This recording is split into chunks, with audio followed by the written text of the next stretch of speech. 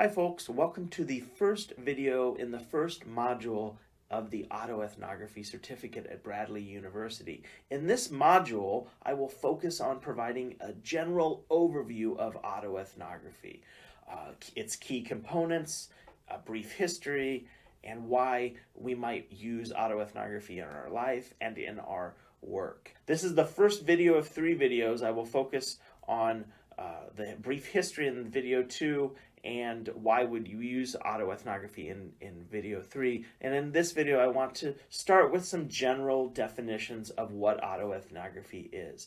And when I think about autoethnography, I always start with the core components of the word autoethnography. I'm going to explain each of these components first, what we are talking about, and then I'm going to hop into 3 examples that I will refer to throughout this entire certificate course. And these are some of my favorite examples.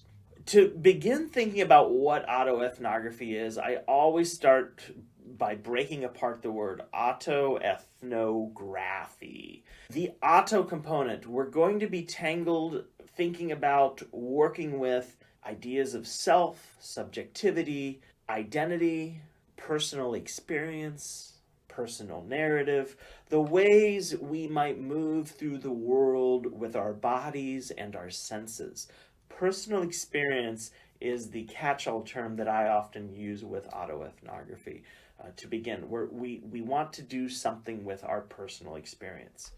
Well, then we have this ethno, and the ethno refers to culture, society, community, groups, cultural life, patterns of behavior. The ethno takes us out of personal experience or connects personal experience with cultural experience, with social happenings, with community life. And then we have the graphy, and the graphy is focused on representation. And when we put graphy with autoethnography, this means representing personal experience, representing cultural experience, representing community life. The auto and the ethno and the graphy push together the lineage. We're going to be dealing with autobiography and genres of life writing. That's the representation. With the ethno, we're dealing with ethnography, and we're going to be dealing with that is a method for doing social scientific research. Ethnography is.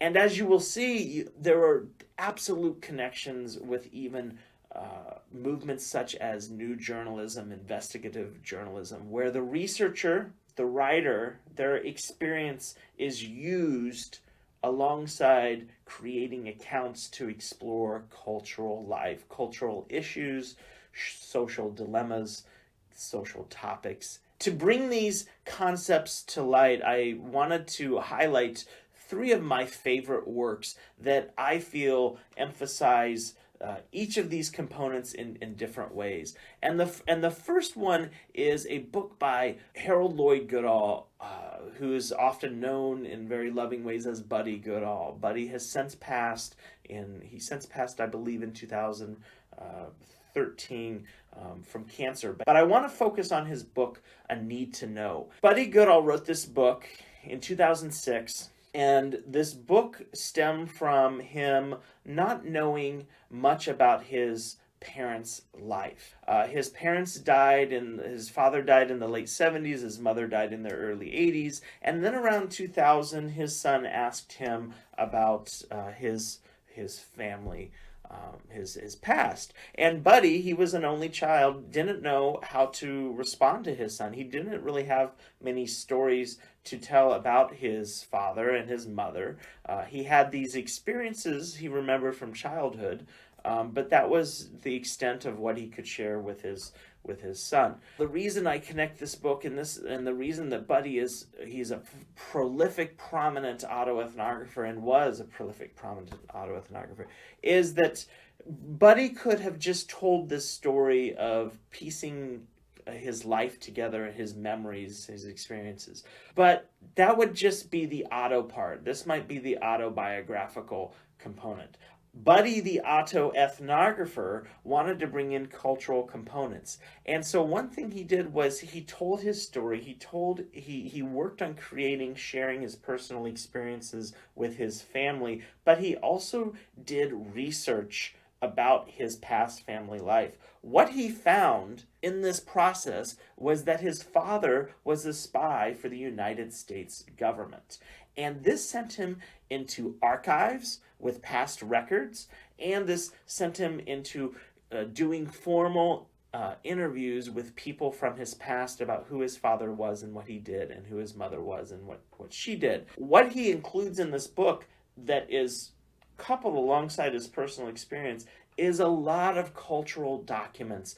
And one of my favorite parts of this book is that he kept finding these contradictory documents with the U.S. government that supported his father's life. That these were documents that he would refer to as the dummy file, the file that would, should somebody get that file, would distract them, send them elsewhere, teach them about his father differently.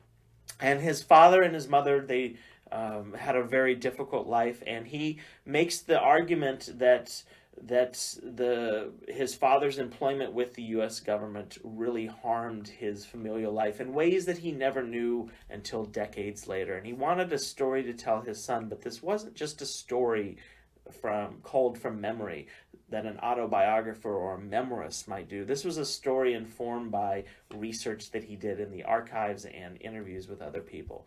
The other book I absolutely love is by Robin Boylorn, and it's called Sweetwater: Black Women and Narratives of Resilience.